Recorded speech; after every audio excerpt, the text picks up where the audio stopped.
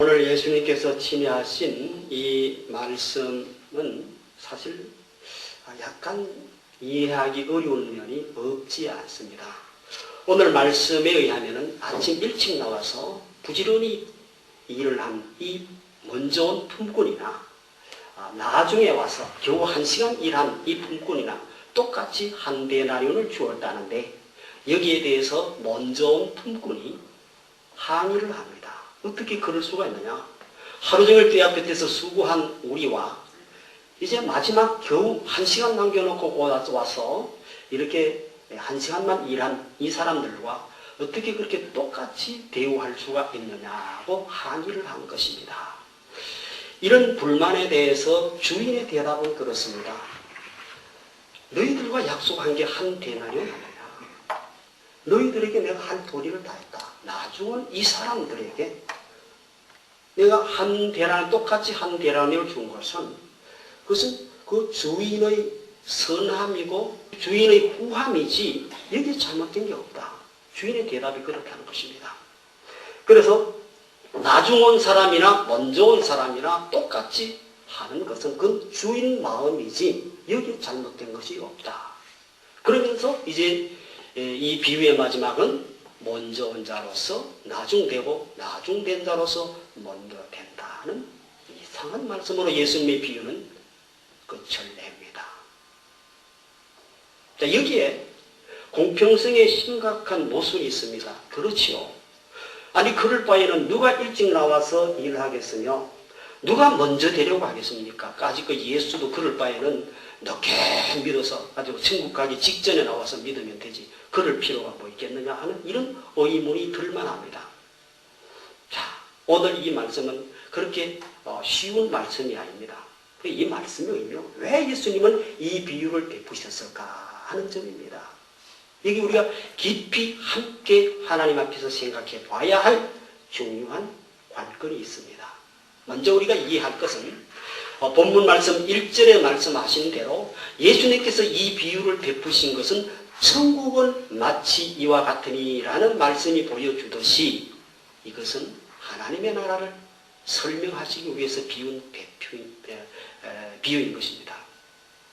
즉 예수님의 말씀에 의하면 이 하나님의 나라라는 것은 사실 우리가 죽어서 요단강 건너가는 그 천국만을 의미하는 것이 아니라 성경에서 천국이라고 했을 때는 좀 신학적으로 표현하지만 하나님의 통치가 실현되는 영역으로서 그것은 신자들의 마음일 수 있고 그 신자들의 모임인 교회일 수도 있고 즉 예수님이 말씀한 대로 천국이 여기 있다 저기 있다 하지 말라. 천국은 어디 있다고요? 너희 마음에 있느니라.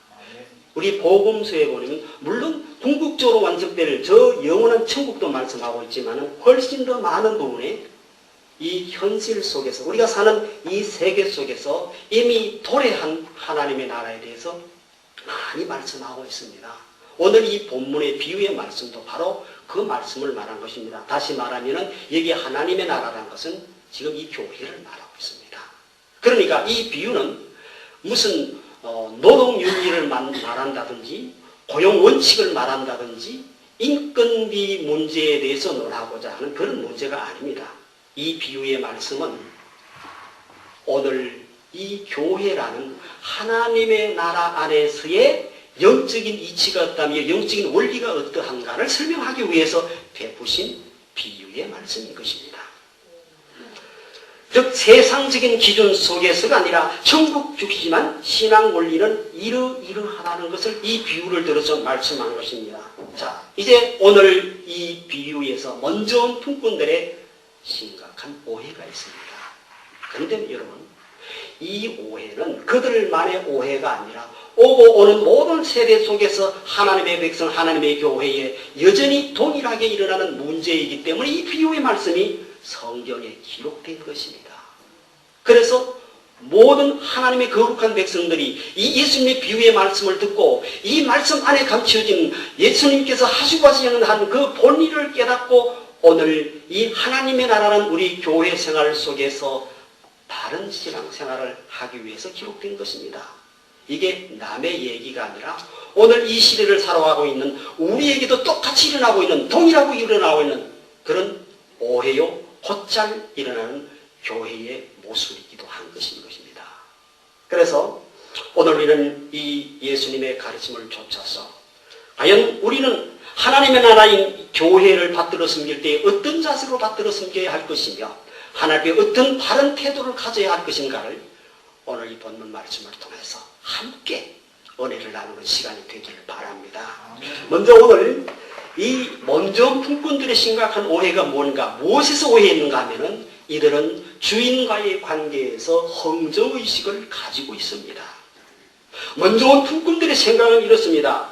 나중 와서 한 시간 일한 사람이 한 달란트를 받았다면 아침 일찍 나와서 이른 아침부터 종일토록 수고한 자기들은 10달란트를 받든지 12달란트를 받든지 시간대대로 계산해가지고 그렇게 공정하게 품값을 계산해 줘야 되지 않겠느냐는 얘기인 것입니다.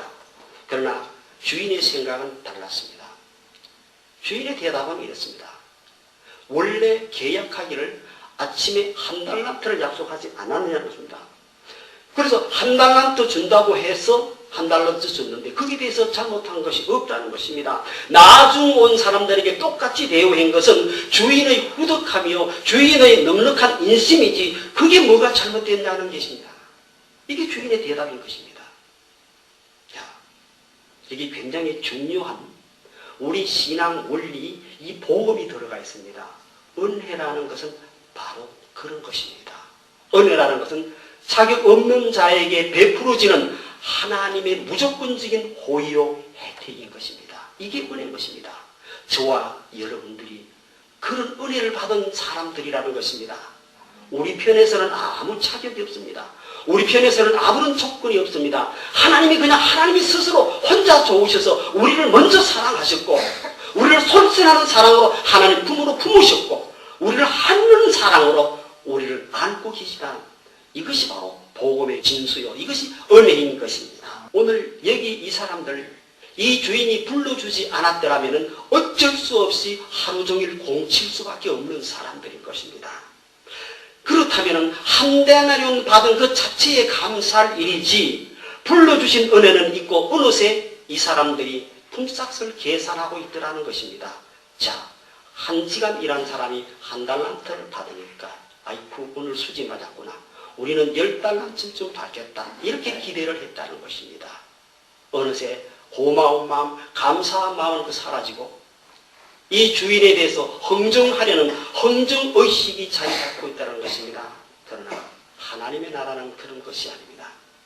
구원받았다는 자체가 은혜요. 교회생활 자체가 하나님의 전격적인 사랑으로 얻은 기회인데 거기에서 주인의 주권적인 호의에 대해서 불만하는 것은 은혜를 잊고 있다는 것입니다. 에베소서 2장 8절에서 말씀하고 있습니다. 너희가 그 은혜를 인하여 믿음으로 말미암아 구원을 얻었으니 이것이 누구에게서 났다고요? 이것이 너희에게서 난 것이 아니요 하나님의 은혜로라. 아멘. 그렇습니다.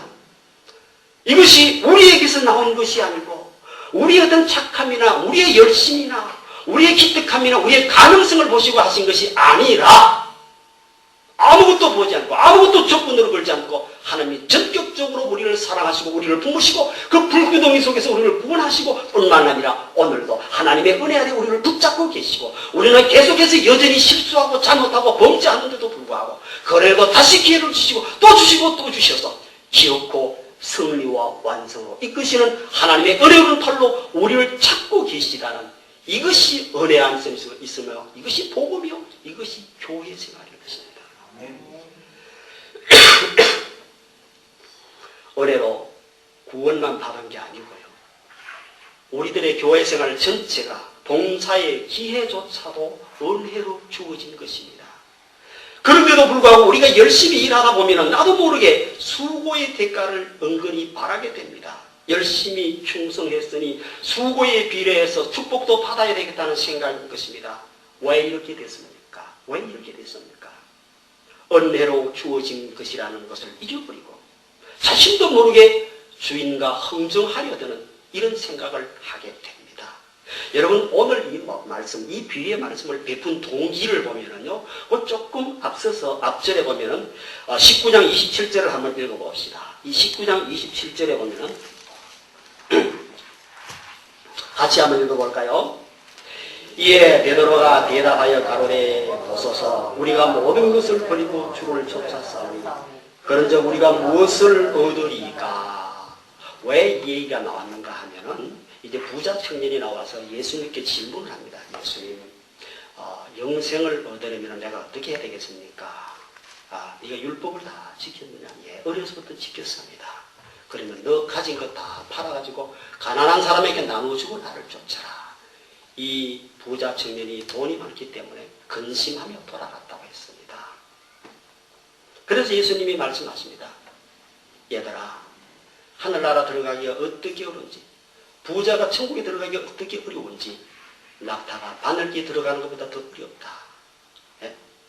그러면서 그러니까 이 제자들이 그러면 어떻게 하늘나라 들어갈 수 있습니까? 그러니까 예수님 대답을 했습니다. 사람으로는 할 수 없으되 하나님은 하시느니라. 자, 여기에 핵심이 뭐냐면은 이 부자 청년이 물은 질문, 무엇을 하여야 영생을 얻으리까? 예수님의 대답의 욕점은 그것입니다. 무엇을 해서 영생을 얻을 길은 없다는 대답인 것입니다. 이 부자 청년은 자기가 율법을 열심히 지켰고 율법을 완성했기 때문에, 율법을 지켰기 때문에 자기는 영생을 얻을 줄로 생각했는데 사실은 지킨 게 아니었습니다. 왜요? 율법의 제일 근본 정신이 뭐죠? 하나님 사랑하고 내 이웃을 내 몸과 같이 사랑하라고 했는데, 내 이웃을 내 몸과 같이 사랑했다면 너끈히 자기 재산 다 팔아서 예수님 따를 수 있을 건데 못했습니다. 못했다는 얘기는 뭐예요? 율법을 못 지켰다는 얘기입니다. 그래서 예수님 대답은 사람으로 할 수 없다. 무엇을 해서, 우리가 무엇을 해서 구원 얻을 길은 없다. 그게 베드로 대답이 그렇습니다. 우리가 모든 것을 다 버리고 주를 쫓았은즉 우리가 무엇을 얻을 수 있겠습니까? 라고 질문을 합니다.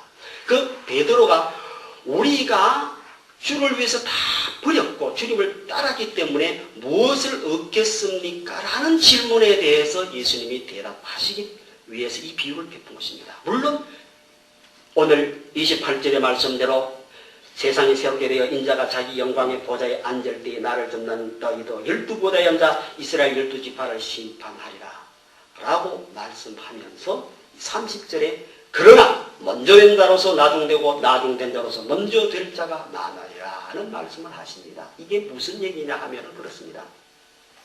지금 베드로는 자기가 주님을 위해서 모든 것을 다 버렸기 때문에 무엇을 얻을 수 있겠느냐는 자기 공적을 생각했습니다.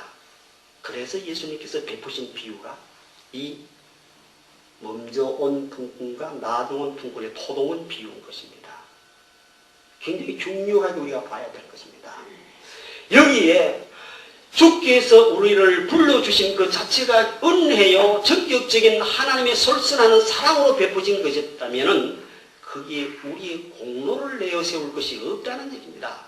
내가 무엇을 얻을 수 있겠습니까? 하는 이 자세가 틀렸다고 그것을 바로 교정하시기 위해서 주신 비유의 말씀인 것입니다. 실로 교회 안에는 하나님께 흥정하려 드는 사람이 꽤 있습니다. 그래서 헌금을 가지고도 하나님과 거래하려고 듭니다. 11조를 했으니 무엇을 해주십시오. 감사한금을 얼마를 내겠으니 축복을 주시오.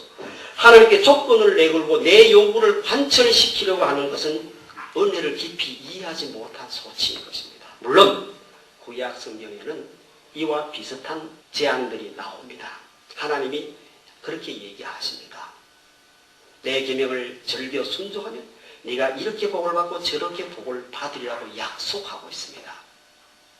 그 약속이 틀렸다는 얘기가 아닙니다. 그러나 그것은 우리의 어떤 행위들이 하나님의 축복과 하나님의 혜택을 받아내는 조건을 만들 수 있다는 뜻은 아니라는 것입니다. 그것과 이것은 구별하셔야 됩니다.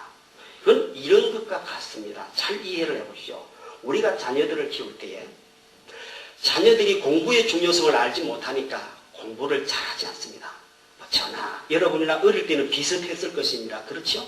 공부의 가치를 아는 것은 공부의 기회를 놓치고 난 뒤에 한참 뒤에 아하, 그때 공부 열심히 할 걸 하는 거죠. 그러니까 부모가 이 어린 자녀가 아직 철부지에서 공부의 가치를 알지 못하니까 어떻게 합니까? 너 이번에 100점 맞으면 피자 사주겠다. 이렇게 나오는 거 아닙니까? 이 어린 자녀는 공부의 가치는 모르지만 피자의 가치는 아니까 피자 얻어먹기 위해서라도 열심히 공부해서 100점을 맞아 온다는 말입니다. 그러나 목적은 뭡니까? 부모의 목적은 아이에게 피자 주려고 하는 것이 아닙니다. 뭐죠? 공부 잘해서 훌륭한 사람, 훌륭한 내 자식으로 만들려고 하는 것이 부모의 목적이듯이 하나님의 계명에 절교 순종하는 그 계명 순종의 가치를 모르는 유치한 단계에서 아직 그 가치를 모르니까 하나님이 축복을 걸어놓고서라도 너 이 상급 따먹기 위해서라도 한번 순종해봐라. 그것이 말라기 3장 10절에 나오는 그런 말씀 아닙니까? 한번 내가 너한테 복을 주나 안 주나 한번 시험이라도 해봐라. 창고에 넘치도록 복을 주나 안 주나 한번 해봐라. 그러나 그 본심은 뭡니까? 그렇게 해서 얻어지는 그 축복들이 하나님의 목적이 아니고 그 축복을 받을 만한 훌륭한 하나님의 거룩한 백성으로 되게 하는 그 수준에 이르게 하는 이것이 하나님의 목표인 것을 놓쳐서는 안 된다는 것입니다. 오늘 그 말씀을 하는 것입니다. 한국교회는 이 점에 있어서 많은 반성을 해봐야 됩니다. 예수 믿는 것이 마치 정성과 치성을 들여서 소원을 이루는 무속신앙처럼 그렇게 축복의 목적을 두고 열심과 수고가 동원되는 신앙이라면 그건 아직 낮은 단계의 신앙인 것입니다. 물론 그 신앙도 지향이 아닌 건 아닙니다. 그러나 아직 유치한 단계라는 것입니다. 하나님은 거기서 더 올라오기를 원합니다. 철든 신앙인으로 성장하기를 원합니다. 그래서 오늘 이 비유의 말씀을 주신 것입니다. 내가 수고하는 동기가, 내가 노력하는 동기가, 내가 열심히 사는 이유가, 하나님의 충성 봉사하는 이유가 어디 있었느냐? 그게 품가스의 마음이 뺏겨서는 안 되는 것입니다. 얻어떨어지는 축복의 마음이 뺏겨서는 안 되는 것이며 하나님의 그 은혜에 감사하는 마음.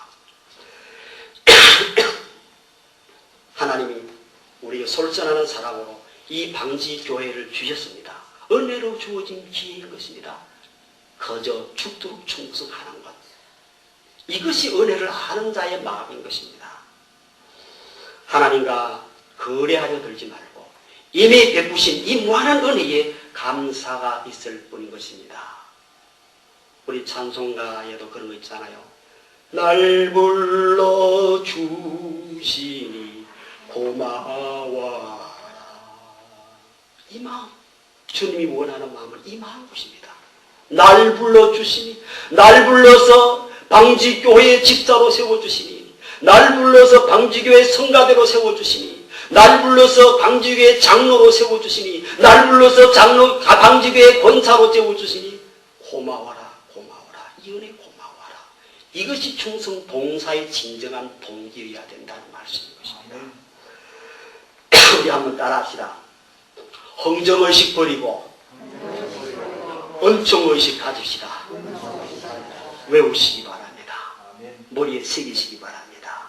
하나님과 거래하려 들지 마십시오. 헌정하려 들지 마십시오.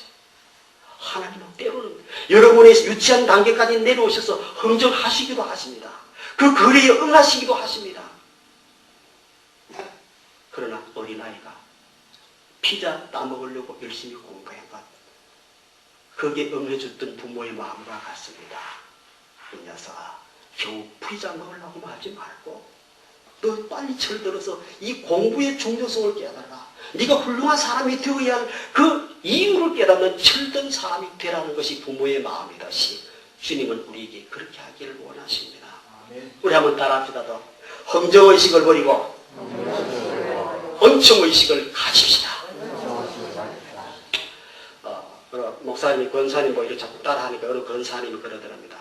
아이고 목사님 날 보고 막 시키지 마십시오. 나는 돌머리라서 아무리 얘기해도 안 새겨집니다. 그러더랍니다. 그래 목사님이 그러셨답니다. 권사님 돌은 새기기 어려워서 그런지 한번 새기면 안 지워집니다. 그러더랍니다. 우리도 옆 사람과 한번 얘기합시다. 돌은 새기기 어려서 그렇지 한번 새기면 안 지워집니다. 깊이 새기시기 바랍니다. 그다음에 이 먼저 온 품꾼의 잘못이 무엇입니까? 오해한 것이 무엇입니까? 자기 자신에 대해서 공로의식을 가지고 있었습니다. 자, 이 비유에서 강조점이 뭐냐 하면 이 시장에서 빈둥거리고 있는 이 품꾼들을 주인이 불러서 할 수 있는 기회를 주었다는 데에 포인트가 있습니다. 자, 이 한 데나리온이라는 수고비는 물론이고 이 포도원 안에서 일할 수 있는 기회조차도 스스로 만들 수 있는 것은 아니었습니다. 주인이 불러주지 않았다면 이들은 시장에서 할 일 없이 빈둥거릴 수밖에 없었습니다. 그런데 어느새 이 품꾼이 착각하기 시작한 것입니다. 그래서 수고에 비례해서 더 받을 줄로 생각했던 것입니다. 처음에도 말씀드렸듯이 이것은 하나님의 나라를 설명하기 위해서 든 비유인 것입니다. 이 비유를 말씀하신 예수님의 의도는 그렇습니다. 이 포도원인 교회에 들어와서 아무리 수고를 하셨어도 그것을 우리가 공로로 요구할 수는 없다는 것입니다. 그 모두가 하나님의 은혜로 주어진 기회였을 뿐이고 거기는 그저 감사만 있었다는 것입니다. 바울도 그렇게 말했습니다. 내가 많은 사도들보다 더 많이 수고했지만은 그러나 내가 아니요 하나님의 은혜로 된 것이라. 다른 사도들보다 더 많이 일했습니다. 그러나 내가 아니라고 했습니다. 내가 아니란 말은 내가 행한 것이 아니라 하나님의 은혜로 그렇게 할 수 있었다는 말인 것입니다. 하나님의 은혜가 아니었으면 별 볼 일 없는 인생을 살 수밖에 없는, 인생을 낭비할 수밖에 없는 사람들이 저와 여러분입니다. 그러므로 이 고용된 기회 자체가 감사할 뿐이요 교회에 봉사할 수 있는 그것 자체가 고마울 뿐인 것입니다.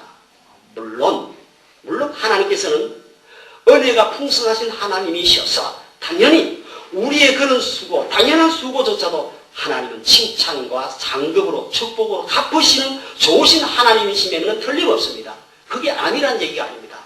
그러나 여기 먼저 온 품꾼처럼 주인에게 내놓으라고, 내가 이만큼 수고했으니까 내 공적을 생각해서 내놓으라고 청구할 성질의 것은 아니라는 것입니다. 우리는 그저 마땅히 행할 것, 마땅히 해야 할 것을 할 무익한 종에 불과하다는 그 자세를 가져야 할 것입니다. 그런데도 우리는 걸핏하면 자꾸만 내가 했다고 착각을 합니다. 자꾸 나를 내세웁니다. 나를 내세우는 것. 이것이 오늘 이 비유를 든 예수님이 우리의 이런 마음을 다스리라는 것입니다. 내가 아니라는 것입니다. 어느 권사님은 강대상을 자기가 해놓고는 여기다가 권사님 기정이라고 딱 새겨놓고 예배할 때는 이것만 쳐다봅니다. 이것만 본대요.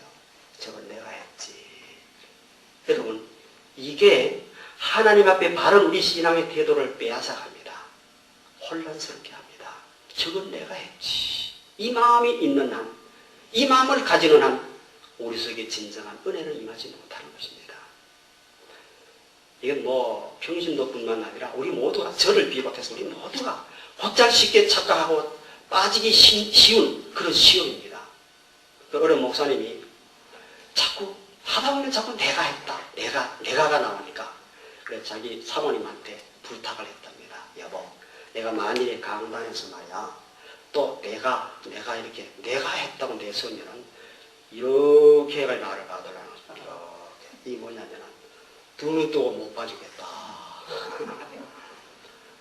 그래도 못 알아들으면 이렇게 하나 밑에서 이렇게 지랄하고 자빠졌네. 그 좀 자기를 좀 고쳐달라고 하더랍니다. 여러분,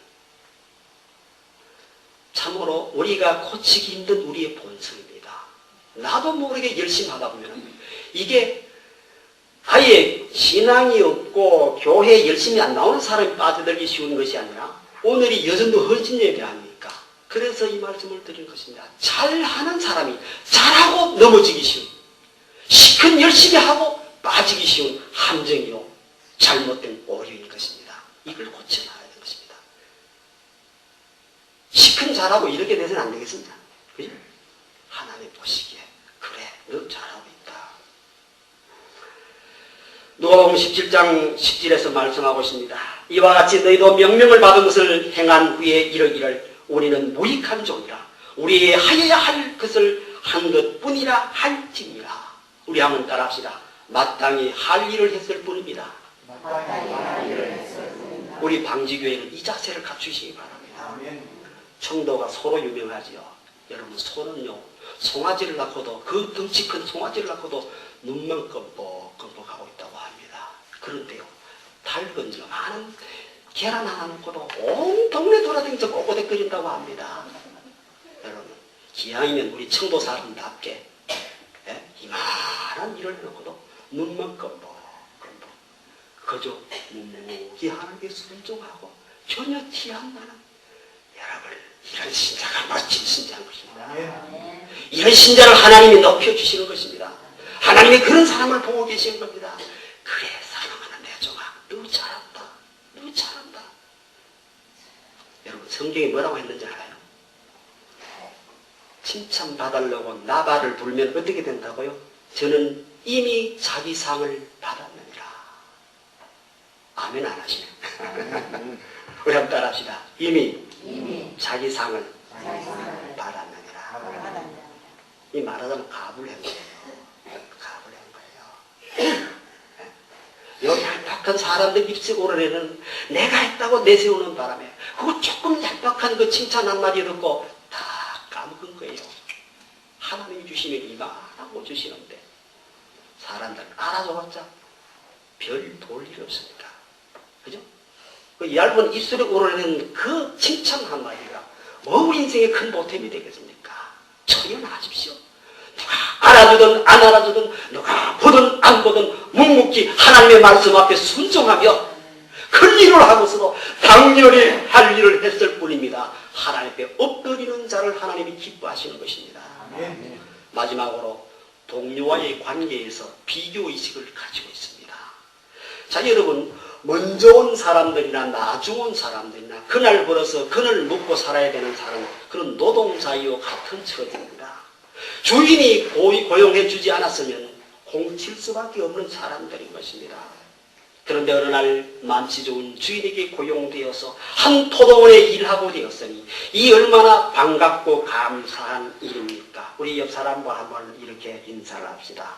한때 놀았던 흔적이 있군요. 그러시다. 옆 사람과 한때 놀았던 흔적이 있군요. 장로님 내분 한번 해보세요. 그래요. 우리 다 한때 놀았던 사람입니다. 별 볼 일 없던 사람들. 어느 날 우리를 불러주셔서 전격적인 하나님의 사랑 안으로 이끌림을 받았습니다. 저도 그런 사람인 것입니다. 하나님이 날 불러주시지 않았다면 별 볼 일 없었던 사람을 하나님이 저와 여러분을 불러주셔서 한 포도원 안에 일하게 하셨습니다. 얼마나 신나는 일입니까? 얼마나 감사한 일입니까? 다 같은 은혜를 받은 입장이니 서로 배려하고 동질감을 가져야 할 터인데 수고에 대한 보상 문제로 어느새 동료 사이가 경쟁 상대로 되어버리고 말았습니다.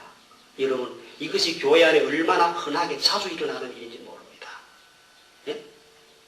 하나님 은혜는 감사한데 하나님이 베풀어 주신 그 품값 한 되는 것 때문에, 이것 때문에 그만 싸움이 납니다. 그만 질투가 납니다. 아무개 지사는 나보다 더 잘한 것도 없는 것 같은데 하나님 왜 저 아무개 지사만 저렇게 사랑하나? 나는 왜 하나님이 받아주지 않나? 내 열심히 왜 인정되지 않나? 이것 때문에 괴로운 거예요. 이것 때문에 싸움이 나는 거예요. 사실 말입니다. 사실 조금만 더 사려 깊었더라면 이 먼저 온 품꾼들이 이 주인의 이런 마음을 이해할 수 있었을 것입니다. 그러나 경쟁의식에서 서로 비교하다 보니까 어느새 이 나중 온 품꾼들의 한 데나리온 받은, 사실 한 데나리온 받을 자격이 없습니다. 한 시간밖에 일하는데요. 종일 일해야 한 데나리온 주는데 한 시간밖에 일하는데 한 데나리온, 이 사람들은 횡재하는 것입니다. 은혜라는 것은 그런 것입니다. 그렇다면 축하해 줘야 되는데 그만 질투로 변하고 말았습니다. 그런데 여러분, 만일 말입니다. 만일 이 먼저 온 품꾼들의 생각대로 공정하게 먼저 하루 종일 일하는데 한 데나리온이라면 한 시간 일했으니까 이건 10분의 1 데나리온, 하루 품값이 5만 원이면 5천 원밖에 못 받는 것입니다. 그러면 보십시오. 그날 벌어서 그날 먹고 살아야 되는데 5만 원 가지고 먹고 살 수 있다면 5천 원 가지고 어떻게 처자식 먹고 살 수 있겠습니까? 여러분 중요한 것은 이겁니다. 이 주인의 선하심을 보십시오. 이 주인의 지혜를 보십시오. 뭐입니까? 이 주인은 수고의 가치대로 준 것이 아니라 그 품꾼의 필요대로 주신 것입니다. 우리 하나님은 그런 하나님이십니다. 우리 자격을 보고 주시지 않고 우리 수고한 가치대로만 드시는 것이 아니라 우리 필요를 채워주시는 분이신 것입니다. 이것이 하나님의 마음이라는 것입니다. 이것이 아버지의 마음이라는 것입니다. 만일 이 먼저 품꾼들에 그렇게 예리하게 계산해서 5천만 주고 말았다면 어떻게 먹고 살란 말입니까? 우리 하나님은 이 품꾼의 필요를 아셔서 그 필요를 채워주셨던 것입니다. 동료에 대해서 좀 더 따뜻한 마음이 있었더라면 그들은 이러한 주인의 처사에 박수를 쳤을 것입니다. 그리고 이렇게 말했을 것입니다. 우리를 이렇게 후대하시는 것을 보니 우리 주인은 매우 훌륭한 사람이요. 우리 다 같이 힘 합쳐서 이 포도원을 아름답게 가꾸어 봅시다. 이렇게 화이팅을 외쳤을 것입니다. 우리는 다 같이 영광스러운 이 포도원에 고용된 하나님의 일꾼들이요 하나님의 종들입니다. 우리는 서로가 비교의 대상이 아니라 서로 섬김의 대상인 것입니다. 공평을 따지자면 저나 여러분이나 지옥에 떨어져 마땅합니다. 그러나 하나님의 자비로우심이 오늘 우리를 이 자리에 있게 했습니다. 오늘 이 영광스러운 예배에 참석하시고 하나님을 만날 수 있는 이 특권을 주시고 우리의 기도가 응답되는 가운데에서 우리 걸음걸음 좌우좌우마다 하나님의 함께 하시는 인도하심이 있는 이 영광스러운 길을 걷게 하시는 하나님의 보호 아래 있게 하셨습니다. 그렇다면 그저 감사가 있을 따르는 것입니다.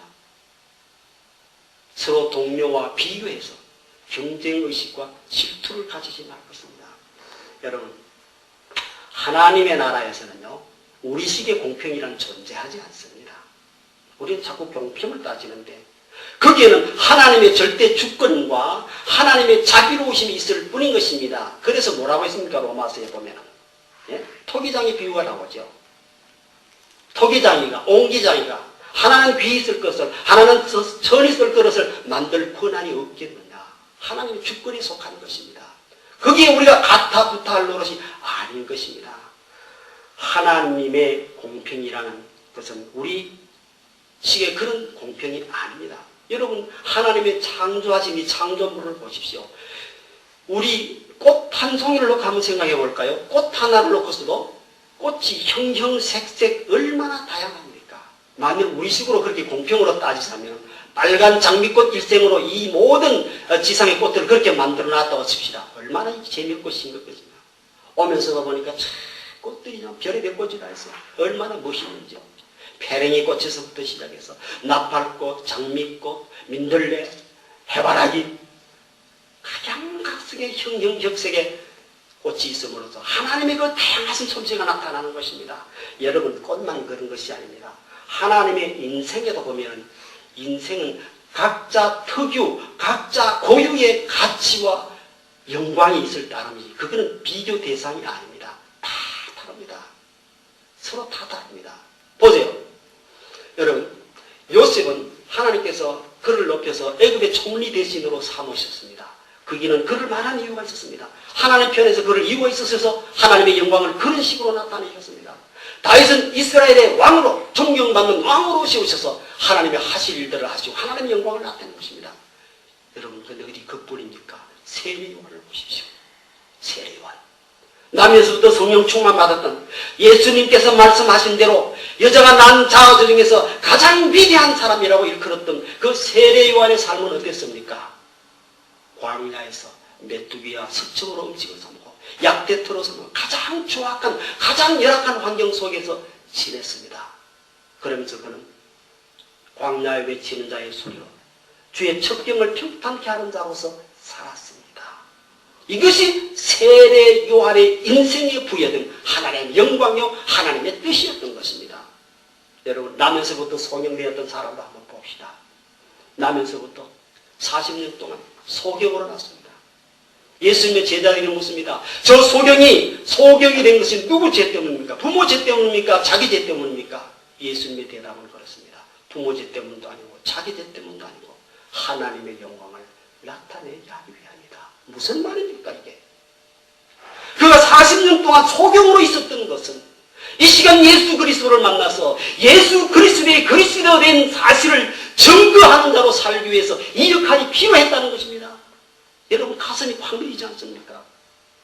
그렇다면 하나님의 절대 주권 속에서 하나님의 절대 지혜 속에서 여러분들을 다양하게 인생을 설계해 놓습니다. 그는 여러분 하나 누구와도 비교 불허의 하나님의 고유의 가치가 있고 거기에 훌륭함이 있는 것입니다. 예수님께서 부활 후에 베드로와 요한을 찾아오셨습니다. 그래서 베드로에게 말씀하십니다. 네가 젊어서는 네 스스로 띠띠우고 네 원하는 곳으로 다녔지만 늙어서는 남이 너를 띠띠우고 네가 원치 않는 곳으로 뛰어가리라. 베드로가 어떤 죽음, 어떤 순교의 죽음을 죽을 것을 미리 예고합니다. 베드로도 이 말이 무슨 뜻인지 압니다. 자기가 스스로 포복당해서 결박당해서 어느 곳으로 끌려가서 결국 순교의 죽음으로 자기 인생을 마칠 것을 눈치챕니다. 그래서 물어봅니다. 그러면 이 사람은 어떻게 되겠습니까? 요한을 가리키면서 묻습니다. 이때 예수님의 대답이 그렇습니다. 그를 내가 다시 올 때까지 세상에 그냥 남겨둘지라도 너와 무슨 상관이 있느냐? 너는 나를 따르라. 그 말씀 문득 떠올랐습니다. 그래. 베드로의 인생이 있는 것이고 요한의 인생이 있는 것이고 베드로의 사역과 역할이 있는 것이고 요한의 역할과 사역이 있습니다. 그건 전혀 달랐습니다. 베드로는 거꾸로 십자가를 지는 그런 역할을 맡아서 하나님의 영광을 나타냈지만 요한은 또 오래오래 살아서 반모성의 기한 가서 요한계시록을 기록하기 많은 저서를 요한 1, 2, 3서 요한계시록을 기록하기까지 많은 저서를 남기는 또 이런 역할을 하며 길이길이 또 남아서 정인으로 살았어야 하는 이 역할이 또 있었던 것입니다. 이건 비교의 대상이 아닌 것입니다. 하나님은 어떤 사람은 이렇게 쓰시고 하나님은 어떤 사람은 저렇게 쓰시는 것입니다. 하나님의 그 다양하신 쓰심이 쓰일 뿐인 것입니다. 누구도 흉내낼 수 없는 여러분만의 인생 드라마를 하나님은 위대한 인생으로 엮어가시는 것입니다. 여러분들의 옆에 있는 사람들은 섬김의 대상이지 비교의 대상이 아닙니다. 아무개 집사는 왜 저렇게 잘해주시나 그렇게 생각하지 마십시오. 하나님은 여러분 모두에게 한 사람 한 사람에게 최선을 다하고 계십니다. 오늘 여러분 있는 형편 이대로가 하나님의 최선인 것입니다. 이제 오늘 여든도의 헌신 예배를 맞아서 저는 이 말씀을 전합니다. 여러분 하나님 앞에 헌신하려고 이 시간을 만들었습니다. 깨끗이 헌신하시기 바랍니다. 그게 많다 적다 그게 가하다 불가하다 이의가 없을 것입니다. 그저 날 불러주신 은혜 나를 억만 죄악 가운데서 구원하시고 예수 그리스도의 그 보혈의 생명을 우리에게 주시사 하나님의 자녀가 되게 하시고 그 하나님의 은총 속에 거하게 하시고 오늘 이 시간 하나님 안에서 살게 하시고 그리고 우리에게 교회를 주셔서 섬김의 기회를 주시고 봉사의 기회를 주셨다는 것은 이 자체만으로도 축복인 것입니다. 이 자체만으로도 감사한 것입니다. 그저 하나님 앞에 묵묵히 순종하며 감사하며 충성을 다하는 우리 방지교회 여전도 회원들과 우리 모든 성도님들 되시기를